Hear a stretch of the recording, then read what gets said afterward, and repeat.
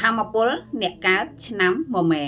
ចាជម្រាបសួរពុកម៉ែបងប្អូនទាំងអស់គ្នាថ្ងៃនេះគឺមកធ្វើការទៅជែកគ្នាអំពីឆ្នាំមមែដែលអ្នកទាំងគ្នាកំពុងតែចានាំគ្នាចារកសัตว์ពពែចាដើម្បីជាតំណាងយកមកកាត់ឆុងចាអញ្ចឹងអ្នកទាំងគ្នាខ្លះប្រហែលជាដឹងពីមូលហេតុចានៅក្នុងក្បួនហុងស៊ុយចិនចាហើយសម្រាប់អ្នកគ្រូនិយាយអំពីធម្មពលឆ្នាំមមែនេះនៅក្នុងក្បួនចាទូទៅចាដែលយើងមើលទៅពីបរមបុរាណដែលផ្ដោតទៅលើសัตว์នីមួយៗចាដាក់ឈ្មោះចាឆ្នាំនីមួយហ្នឹងគឺទៅតាមសัตว์ចាហើយសัตว์ទាំងអស់ហ្នឹងគឺយើងតែងតែពេលដែលយើងកើតមកនៅក្នុងឆ្នាំអីគឺឈ្មោះសัตว์នីមួយហ្នឹងគឺតំណាងឲ្យធម្មពលចាដែលមនុស្សហ្នឹងប្រៀបដូចជាធម្មពលនៃសัตว์ទាំងអស់ហ្នឹងដែលគេយកមក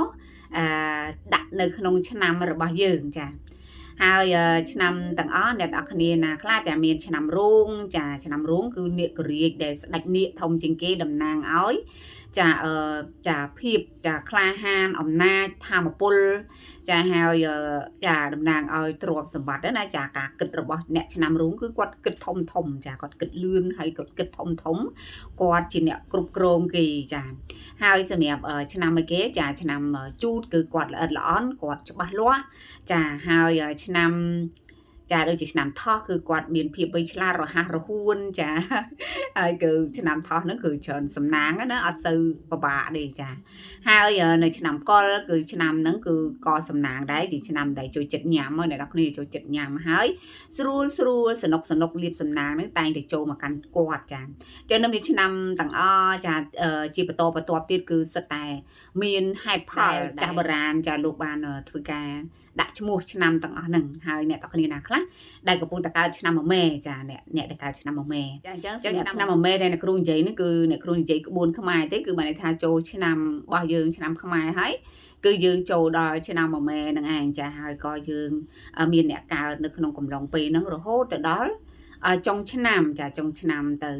ចាអញ្ចឹងខ្ញុំនិយាយឆ្នាំមមែហ្នឹងពេញណាចាអ្នកដែលមានធម៌ពលជាសត្វពពែចាអញ្ចឹងអ្នកនរគ្នាមើលទៅសង្កេតទៅសត្វពពែគឺជាសត្វយ៉ាងម៉េចចាពីមុនអ្នកគ្រូអត់ដឹងថាសត្វពពែហ្នឹង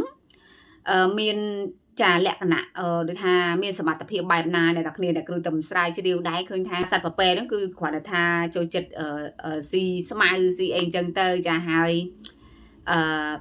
សាមញ្ញគឺ slot ចា slot boat ណាចាចូលចិត្តស៊ីស្មៅចូលចិត្តអីចាប៉ុន្តែអ្នកគ្រូអត់ដែរឃើញសត្វពពែហ្នឹងគឺស្រាប់តែឡើងខ្ពស់អ្នកនរគ្នាចាអញ្ចឹងអ្នកគ្រូទៅដឹងដែរថាសត្វពពែហ្នឹងគឺឡើងភ្នំចាឡើងភ្នំដោយជើងទាំង4របស់គាត់ចាគឺឡើងភ្នំហើយមានវីដេអូមួយហ្នឹង viral មែនតើគឺគាត់ឡើងទៅលើខ្សែភ្លើងចាខ្សែភ្លើងដែលមានខ្សែតែ2ចាអញ្ចឹងគាត់ដើរទៅលើខ្សែភ្លើងឡើងស្ទាត់ជំនាញហើយគាត់ឡើងភ្នំខ្ពស់ចាអញ្ចឹងអ្នកនរគ្នាគឺគេប្រៀបធៀបឆ្នាំ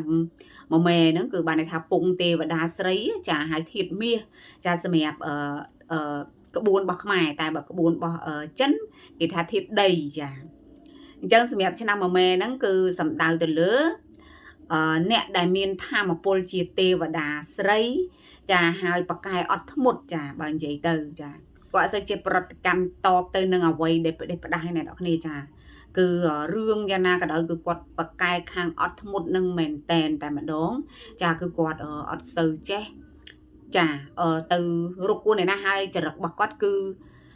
ងាយគឺក៏អត់ចូលចិត្តទៅខ្វល់ខ្វាយនឹងរឿងរបស់គេអ្នកនរគ្នាចាបើសិនគេនិយាយដើមអីពេញនឹងទៅគឺគាត់រៀងទៅថាទៅឯងចាគាត់ចូលចិត្តអត់ខ្វល់ចាគាត់ធ្វើដូចមិនលឺមិនអីអញ្ចឹងណាចាអញ្ចឹងគឺចរិតឆ្នាំមមែគឺគាត់អញ្ចឹងគាត់តែឯង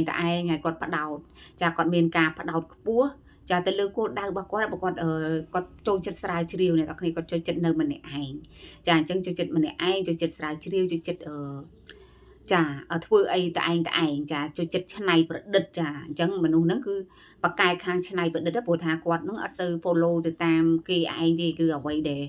ដូចថាគេធ្វើច្រើនទៅគឺគាត់នឹងលែងចង់ធ្វើអ្វីដែលដូចគេចាគឺគាត់ចង់ធ្វើអ្វី ដែលខុសគេ ចាគឺគាត់ចូលចិត្តច្នៃប្រឌិតបង្កើតអ្វីដែលថ្មីចាហើយឆ្នាំមួយម៉ែហ្នឹងគឺគាត់យល់ពីចរិតមនុស្សហ្នឹងអ្នកនរគ្នាចាដែលគេហៅថា chosen one ណាគឺអ្នកដែលត្រូវបានជ្រើសរើសថ្មីត្បិតតែឆ្នាំមួយម៉ែគឺអត់សូវរវល់ជាមួយដូចថាអ្នកដតីឯចាដូចថាមិត្តភ័ក្តិអីរង្វង់ការងារក៏ដោយចារង្វង់បងប្អូនក៏ដោយគឺគាត់អត់សូវចេះទៅញិចញប់គេទេចាគឺគាត់អត់សូវចេះបណិបណៈអ្នកនរគ្នានិយាយមួយម៉ាត់ចេះទៅចាចឹងដោយសារចរិតរបស់គាត់រៀងបើថាមនុស្សស្រីដូចចរិតដូចប្រុសអញ្ចឹងអ្នកនរគ្នាណាចាហើយបើមនុស្សប្រុសវិញគឺចរិតរៀងដូចតមាត់តមួយអញ្ចឹងចាដូចតែឯងមើលទៅចាអ្នកដែលនៅជុំវិញខ្លួនហ្នឹងមើលទៅគាត់ហ្នឹងហាក់ដូចថាគាត់ហ្នឹងមិនល្វីល្វល់នឹងយើងអញ្ចឹងណាកាប់ពិតអត់ទេអ្នកនរគ្នាថ្មីត្បិតតែគាត់មិនបានទៅអញញុកជាមួយអ្នកដទៃប៉ុន្តែ mindset ផ្នត់គំនិតរបស់គាត់ណាគឺគាត់យកចិត្តទុកដាក់ទៅលើមនុស្សទាំងអស់ហ្នឹងចាគាត់មានភាពកក់ក្ដៅផ្ដល់ទៅឲ្យមនុស្សដែលនៅជុំវិញខ្លួនគាត់ណាហើយថ្មីត្បិតតែគាត់នៅរៀងឆ្ងាយពីគេក៏ប៉ុន្តែបើសិនជាមានគ្រោះថ្នាក់អីកើតឡើងសម្រាប់អ្នកដែលនៅក្បែរគឺគាត់នឹងទៅដល់មុនគេអ្នកនរគ្នាចាគាត់គឺជាអ្នកសង្គ្រោះគាត់ជាអ្នកជួយថែរក្សាចាហើយគាត់គេហៅថា protection ណាជួយការពារចាអញ្ចឹងអ្នកហ្នឹងគឺគាត់ឈរនៅទីឆ្ងាយទីស្ងាត់ក៏ប៉ុន្តែភ្នែករបស់គាត់សម្លឹងទៅឆ្ងាយអ្នកនរគ្នាចាអញ្ចឹងបើសិនជាមានបញ្ហាអីកើតឡើងបើថាមិត្តភ័ក្តិបងប្អូនអីចាមិនថាអ្នកនឹងគាត់ស្អប់គាត់ឬក៏ស្រឡាញ់គាត់ឯងពេលដែលមានបញ្ហាពងគឺគាត់ទៅជួយគេនឹងតែម្ដងហើយគាត់អាណិតគេច្រើនចាអ្នកឆ្នាំមួយម៉ែនោះគឺជួយគេរហូតអត់សូវគិតខ្លួនឯងទេចាហើយសម្រាប់លំនឹងចិត្តរបស់គាត់គាត់មានលំនឹងចិត្តល្អណាចាគឺនឹងបានន័យថាគាត់ដើរតួនាទីជាអ្នកសម្របសម្រួលដល់ប្រកាយចាបានន័យថាគាត់សម្របសម្រួលស្ថានភាពដែលពិបាកដែលតានតឹងដែលច្បុកច្បល់ដូចថាមនុស្សវាឆ្លោះគ្នាចាដូចថាមនុស្សឆ្លោះគ្នាចាអញ្ចឹងមនុស្សឆ្លោះគ្នាម្នាក់នេះគេមកទូពិតម្នាក់នោះគេមកទូពិតគេមកបតិជែកគឺគេអាចទៅជែកជាមួយមនុស្សឆ្នាំមួយម៉ែបានដោយសារតែមនុស្សឆ្នាំមួយម៉ែនោះស្ដាប់ហើយក៏សម្របសម្រួលឲ្យគេនឹងធូរចិត្តអ្នកនរគ្នាណាចាអ្នកណាដែលមានឆ្នាំមួយម៉ែនោះគឺពិនិត្យមើលខ្លួនឯងអញ្ចឹងគឺអត់ដែរទៅចាក់ជួយគេថាអូនាំពាក្យនេះទៅនោះទៅនេះទៅធ្វើឲ្យគេឆ្លោះគ្នាទិលទេគឺគាត់មានរបៀបនៅក្នុងការសម្របសម្រួលមានរបៀបនៅក្នុងការនិយាយឲ្យភាគីសងខាងហ្នឹងគឺគាត់ចាកាត់បន្ថយភាពតានតឹងចាហើយច្បុកច្បល់ប៉ុណ្ណាក៏គាត់អាចស្វែងរកសេចក្តីសុខខ្លួនឯងឃើញដែរអ្នកនរគ្នាចាគឺគាត់មានលំនឹងចិត្តចាល្អមែនតើចាមនុស្សឆាល់បែបណាក៏អាចនៅជាមួយបានចាមនុស្ស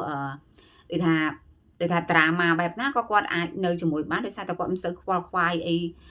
ទៅឈឺថ្កាត់អីវែងឆ្ងាយទេចាគឺគាត់អត់ពេកទេគឺគាត់គេហៅថាមិនតិចមិនច្រើនណាអ្នកនរគ្នាចាហេតុផលហ្នឹងឯងដែលធ្វើឲ្យមនុស្សចូលចិត្តស្រឡាញ់គាត់ហ្នឹងច្រើនចាប់ដល់ភាពកក់ក្ដៅច្រើនក៏ប៉ុន្តែសម្រាប់មនុស្សឆ្នាំមួយម៉ែហ្នឹងបើសិនជាគេអត់ទាន់ស្គាល់គាត់អ្នកនរគ្នាគេស្អប់គាត់ដែរចាដោយសារគេថាគាត់ហ្នឹងវាយរឹកគេថាគាត់ហ្នឹង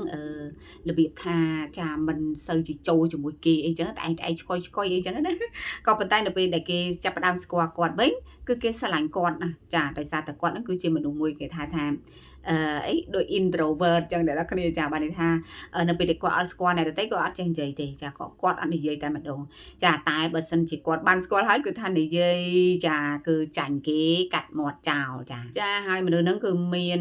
គេហៅថាការបដោតខ្ពស់ទៅលើគោលដៅហើយគាត់ក្លាហានចាក្លាហានខ្លាំងតែម្ដងប្រសិនជាមានរឿងអីមួយឧបសគ្គអីមួយដែលកើតឡើងដែលក្រុមការងារក៏ដូចជាក្រុមគ្រួសារអីដែលកំពុងតែជួបឧបសគ្គចាហើយដោះអត់ចេញចាមនុស្សឆ្នាំមួយម៉ែដែលមានកូនឆ្នាំមួយម៉ែហ្នឹងគេនឹងទៅដោះរឿងនឹងបានចាគេដោះរឿងហ្នឹងរឿងធំរឿងតូចរឿងតាចចាជួបអ្នកធំជួបអ្នកអីដែលអាចដោះស្រាយបានគឺគាត់នឹងទៅដោះស្រាយរឿងហ្នឹងចាហើយពេលខ្លះគឺយើងថាអត់នឹកស្មានថាគាត់អាចធ្វើបានណាអ្នកគ្នាហើយមិត្តភ័ក្តិរបស់គាត់សម្បូរអ្នកដែលលំដាប់ខ្ពស់ចាទោះបីជាគាត់ស្ថិតនៅក្នុងតារាងទៀបក៏ដោយដូចថាមិត្តអ្នកក្រុមការងារនៅបុគ្គលិកគេទៀបក៏ដោយតែមិត្តភ័ក្តិគាត់សិតតែអ្នកឋានៈខ្ពស់ចាដែលគេរាប់អានគាត់ចាគេជួយជ្រួងគាត់ចាអញ្ចឹងហើយអ្នកដែលឆ្នាំមួយម៉ែនោះគឺនឹងខ្លាយទៅជាអ្នកធំខ្លាយទៅជាប្រធានខ្លាយទៅជាមេចាដោយសារតែចរិតលក្ខណៈដោយដែលគ្រូបានរៀបរាប់ហ្នឹងអញ្ចឹងហើយបានជាចាឆ្នាំមួយម៉ែនេះត្រូវបានគេចាគេយកមកជាឆ្នាំមួយនៅក្នុងការជួយដែលយើងហៅថាជួយកាត់ឆុងអ្នកនរគ្នាចាជួយទប់ចានៅឆ្នាំទាំងអស់ហ្នឹង ចាឆ្នាំផ្សេងដែលឆ្នាំ11ហ្នឹងដែលកំពុងតែមានបញ្ហាវឹកវរនៅក្នុងយុគ9នេះចានៅក្នុងយុគ9ចាហើយនៅក្នុង2026នេះគឺវាបញ្ហាហ្នឹងវាកាន់តែច្បងច្បល់ធ្វើឲ្យមនុស្សហ្នឹងវាបាត់នៅថាការផ្ចង់ការបដោតចាដោយសារយើងមានព័ត៌មានច្រើនចាពិភពលោកយើងដឹងហើយចាអញ្ចឹងធ្វើឲ្យមនុស្សខឹងក្រោធមនុស្សប្រើអារម្មណ៍ខាងក្រៅច្រើនចាអញ្ចឹងគេឲ្យយើងហ្នឹងដាក់ចាបតោងចាឆ្នាំមួយម៉ែឬមួយក៏យើងជាវមួយម៉ែយកមកដាក់អីផ្សេងដោយសារតែសត្វមួយម៉ែហ្នឹងគឺមានកាយចាលក្ខណៈចរិតលក្ខណៈមួយដែលសម្របសម្រួលនៅស្ថានភាពច្បោកច្បល់នឹងបានណាចាអញ្ចឹងនៅក្នុងក្បួនហុងស៊ុយតែអ្នកនរគ្នាពេលដែលរោសត្វពពែហ្នឹងដាក់ផ្ទះកាត់ឆុងហ្នឹងគឺឲ្យយល់អំពីអត្តន័យចានៃអ្នកដែលកើតឆ្នាំមួយម៉ែគឺអត្តន័យនៃសត្វពពែណាចាអញ្ចឹងឃើញស្លូតទេចាអត់មាត់ទេនៅឆ្ងាយទេតែឯងទេឆ្កុយទេក៏ប៉ុន្តែមានធម៌ពលដ៏ពិសេសសម្រាប់ដោះបញ្ហាសម្រាប់សម្របសម្រួលនិងទៅពុះបំបែកនៅឧបសគ្គគ្រប់យ៉ាងដែលមនុស្សគ្រប់គ្នាជុំវិញខ្លួនអ្នកជាទីស្រឡាញ់ជួបចាក៏ដូចជាខ្លួនឯងបានជួបចាអញ្ចឹងអ្នកណាឆ្នាំមួយម៉ែណាគឺជាអ្នកដែល chosen one ចក្រវាលជ្រើសរើសហើយកុំតូចចិត្តនៅក្នុងការដែលយើងជួបនៅបញ្ហាជាច្រើនក្នុងជីវិតណាឆ្នាំមួយម៉ែដែលគេនិយាយថាអូឆ្នាំមួយម៉ែអាភ័ព្វណា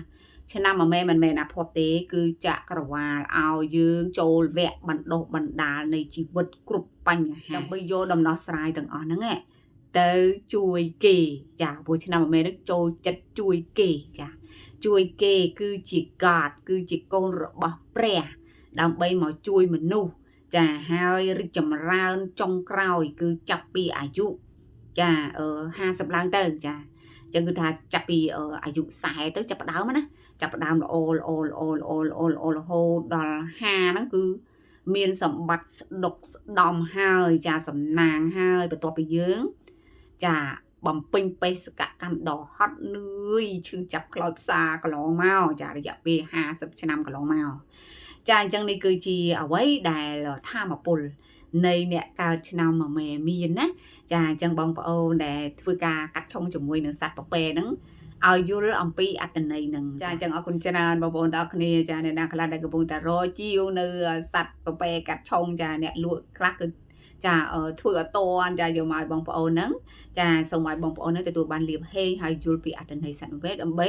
សត្វពពែមកទប់ធម៌ពលសត្វផ្សេងរបស់យើងដែលកំពុងតែចំពុកច្បល់នៅក្នុងយុគ9ដែលវាកើត stress វាកើតរឿងច្បុកច្បល់វាកើតរឿងឧស្សាហ៍យើងណាខ្លះដែលមានកូនឆ្នាំមួយម៉ែដែលតំណាងឲ្យសត្វពពែហ្នឹងគឺសឹងថាមិនបាច់ចាំបាច់ទិញពពែយកមកពាក់នឹងកទេព្រោះថាគាត់នៅនឹងស្រេចហើយចាអានឹងបែបហ្នឹងណាអ្នកនរគ្នាចាអរគុណច្រើនចាបងប្អូនទាំងអស់គ្នាសូមជូនពរបងប្អូនទាំងអស់គ្នាចាទទួលបាននៅលៀបហេងចាហើយមានសមតលផ្លូវចិត្តចាអ្នកទាំងអស់គ្នាចង់ឲ្យចិត្តមានលំនឹងតាន់តែយើងមានការសមាធិណាចាអញ្ចឹងយើងត្រូវចេះហ្វឹកហាត់ការសមាធិចាវិបស្សនាចាងាយនៅក្នុងផ្ទះរបស់យើងដោយការស្ដាប់ភ្លេងដោយការធ្វើចលនាដង្ហើមឬមួយក៏អ្នកទាំងអស់គ្នាស្វែងរកទីអារាមដើម្បីធ្វើការហ្វឹកហាត់នៅវិបស្សនានោះយើងនឹងក្លាយទៅជាមនុស្សដែលប្រើញាណដឹងនៅក្នុងការសម្រេចចិត្តដែលគំនិតច្នៃប្រឌិតរបស់យើងក៏កើតមានចាហើយសម្រាប់ក្មួយយុវវ័យក៏ជិះឲ្យឆ្ងាយផុតពីអំពីគ្រឿងញៀនហើយនឹងគ្រឿងស្រវឹងធ្វើអ្វីមួយក៏កុំពេកកុំសបាយពេកកុំកើតទុកពេកកុំចង់បានពេកចាកុំរីងរៃពេកចាកុំធ្វើអីដែលពេកដែលធ្វើឲ្យធម៌ពលចក្រវាលចាជះឥទ្ធិពលមិនល្អដល់យើងចាអរគុណច្រើនចាជូនពរឲ្យទាំងអស់គ្នាហេងហើយកុំភ្លេចចុច Subscribe Channel របស់អ្នកគ្រូផងបើសិនបើអ្នកនរគ្នាចង់ស្វែងរកវត្ថុមង្គលដែលជួយឲ្យកម្លាំងស្រូបនឹងកាន់តែខ្លាំងដោយអ្នកគ្រូជ្រើសរើសរបស់ពិសេសជួយឲ្យអ្នកនរគ្នាមានការស្រូបទាញនឹងបានលឿនអាចចូលទៅ Telegram Nimol Store បានណាចូលមើលលេងទៅវត្ថុអីខ្លះដោយអ្នកនរគ្នាជួយធម៌ពលណាអរគុណច្រើនយើងជួបគ្នានៅវីដេអូក្រោយទៀតអរគុណ